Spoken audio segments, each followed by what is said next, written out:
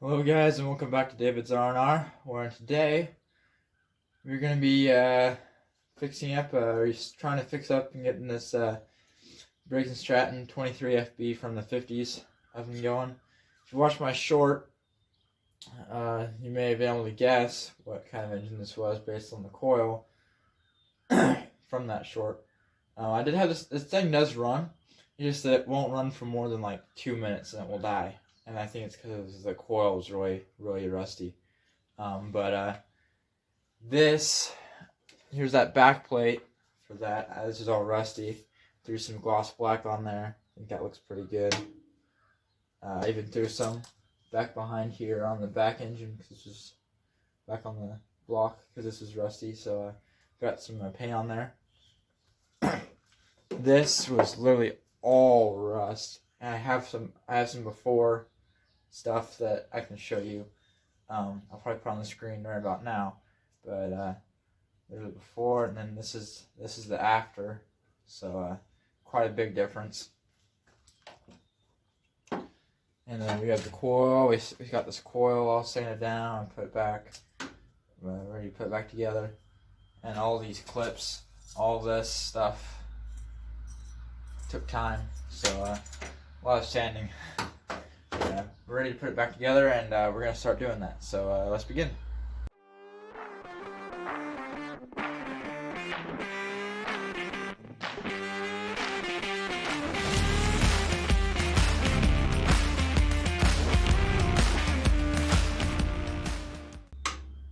It's pretty cool how this system works. Yeah. There's these spring clips that hold this whole thing kind of in place, and I'm probably blocking the camera with my big head, but I can't even. We're gonna take this whole thing back off so it's demagnetized.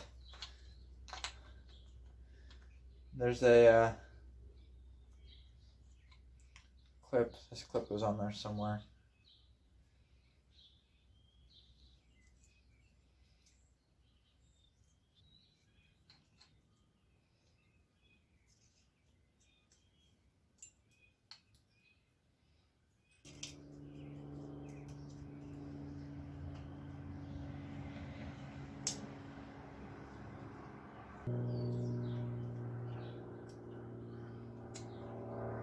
Alright, got those clips on.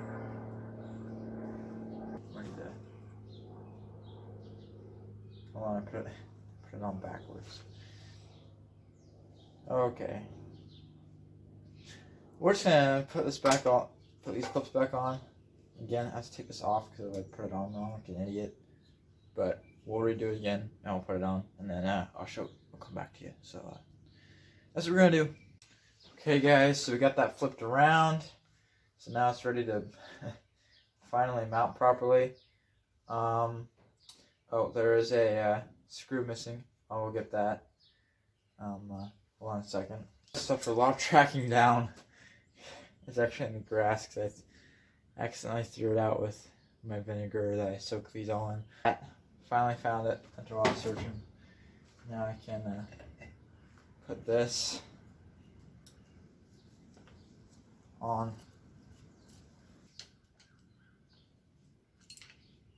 Oh, no you don't. Dang it. Dropped it. We found the screw on the ground again. We get it all in there. So that's just that wire down there. We have all that on now, ready to put this bad boy on. And see if it works, you know.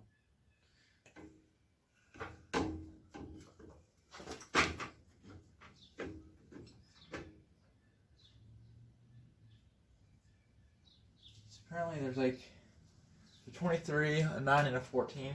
I'm assuming it has to do with like degrees of timing. I really don't know what I want to go with. Probably leave it on the default. I think it was just 23.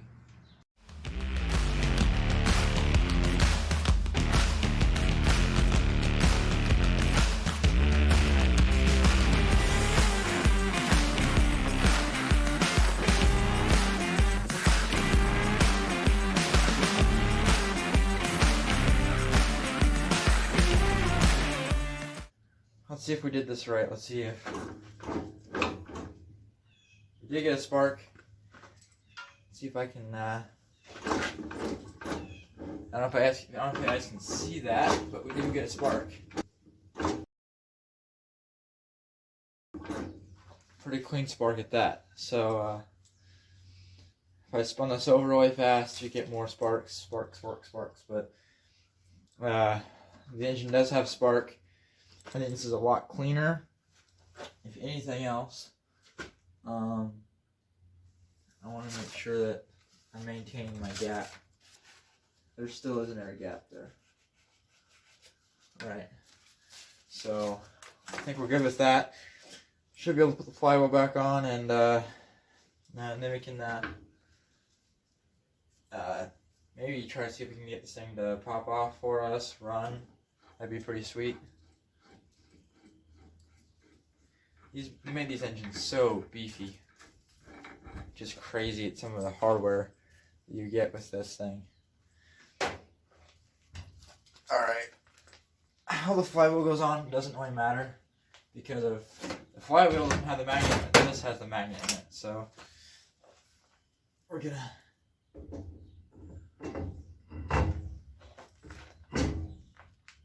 pop it on. We're gonna tighten this down. We'll see how well we can get this done with what I have. I have my crescent wrench out here. I'm looking for my crescent wrench. Yes, you guys see my crescent wrench? Heck, we don't need it right now. We don't need it. We'll just tighten it down really hard.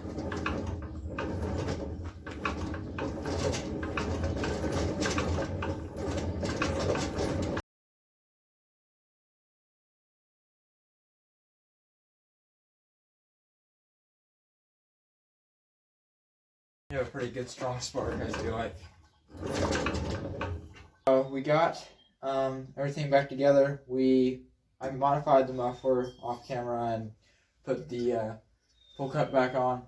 So let's see if this thing will fire off and run for us.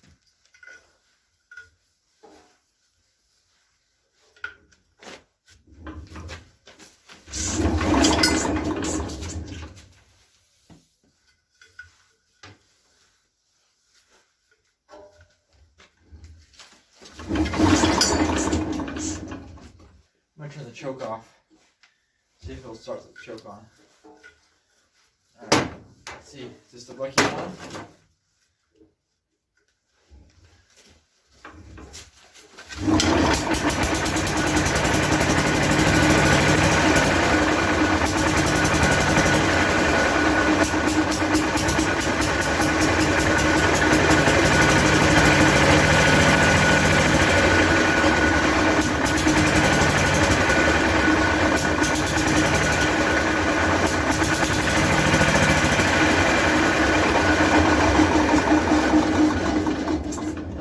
Well, it started, guys, but unfortunately not wanting to run the best right now, so I might have to go through the carburetor a little bit. Oh, maybe if I turn the fuel on a little bit, that'll help. Let's see if we can get it to pop off like that again.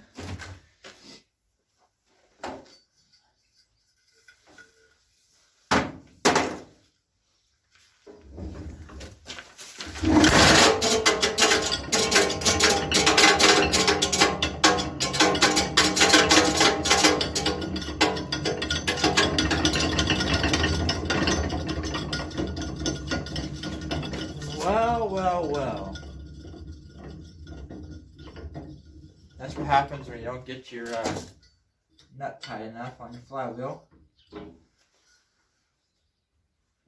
Well, we'll be tightening that down. We tightened down our flywheel so it won't be spinning on us anymore.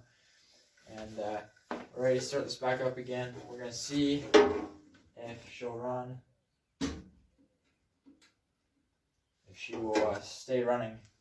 Now I open the fuel valve up. I don't understand what's going on. I don't understand why that's doing that. Okay. Well, we're just going to keep working and fixing this until we can get it to run. And then when I finally get it running, I'll get back to you guys. So, we're just going to keep trying to tackle this and figure out what's going on and why this just won't stay tight. And I'll get back to you here in a bit. After much persuasion with my special tools, you know, my special persuasion tools. Oh, I forgot one. You know, my special persuasion tools. I think I got it on really tight. It might not even come back off again, ever. Who knows? Unless this engine, for some reason, is just really stupid. That should hold. And what I mean by stupid, I mean that the press fit is just, it requires a god-awful amount of strength.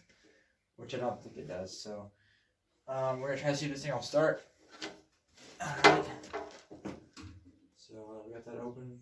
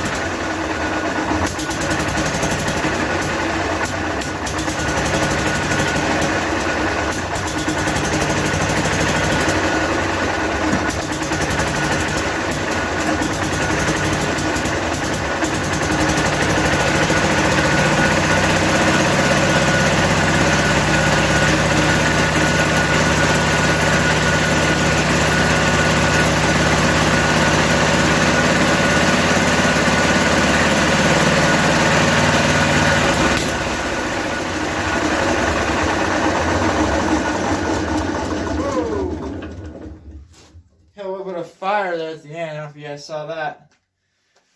Wow. Well, she runs, but she runs rough. I don't know. I'll tune it a little bit. We'll see what we can get done. But at least she runs now, and who knows?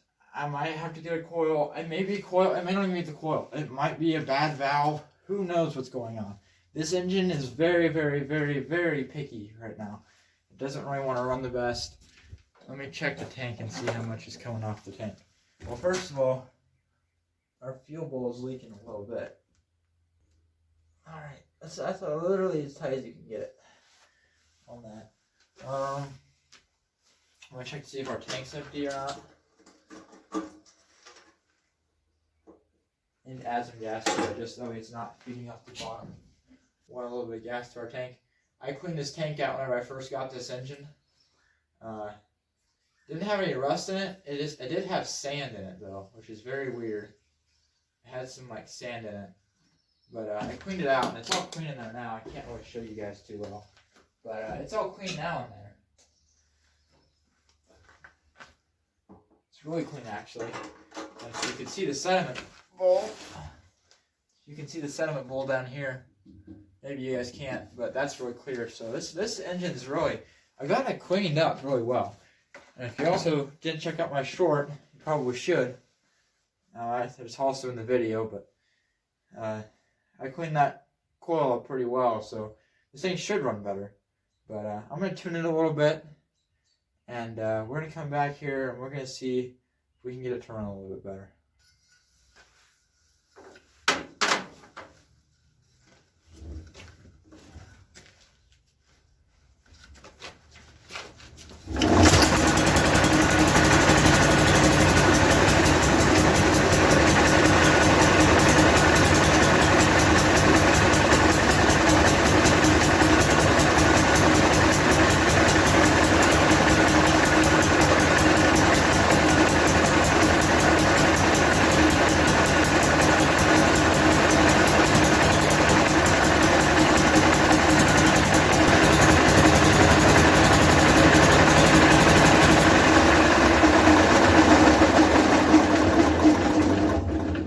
Alrighty guys, I didn't even really have to tune it. I just let it set for a little bit.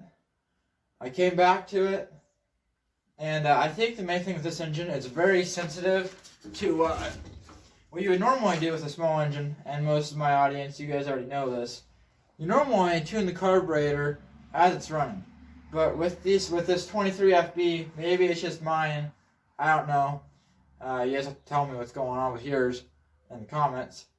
But with mine, I don't really have any ability to adjust it when it's running. If I adjust it when it's running a lot, or if much, it just goes haywire. It does not like it.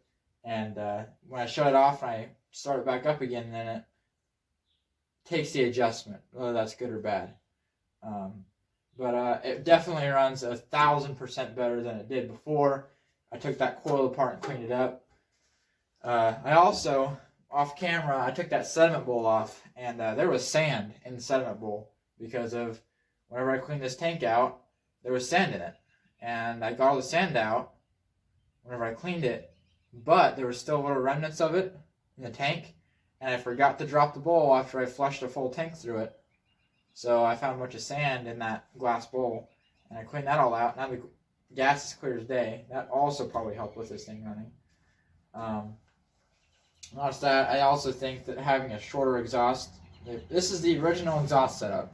And if you saw before, it was like this, and it was bent up like that.